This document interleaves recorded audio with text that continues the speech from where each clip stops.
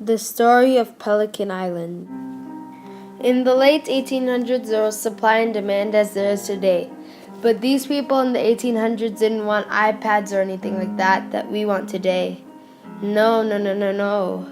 They wanted something that was worth more than gold at that time. They wanted the feathers of one of nature's most beautiful and graceful creatures, the pelican. And as always, with demand increasing exponentially, the sellers needed to get more supply exponentially. So pelicans were killed and slaughtered for their feathers at the prime nesting place for pelicans, also known as Pelican Island, a little island offshore Florida of which had 6 acres. This resulted in a mass massacre of the poor helpless pelicans. One day in 1881, Paul Krogel decided as a naturalist to protect the pelicans that he'd been observing for a great length of time. In 1900, a law was proposed to make the act of killing pelicans illegal, but sadly, after a long fight, the law was lost.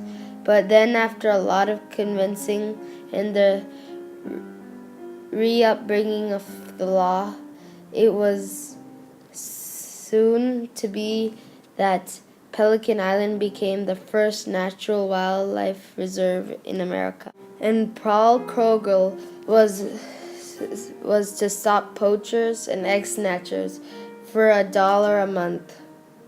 This law was put to the test in 1918. After fishermen claiming the pelicans ate most of their fish in the water, the fishermen killed 400 baby pelicans on the beach. This weakened the law greatly, but then it was proved that pelicans only eat small fish, of which we only use for bait.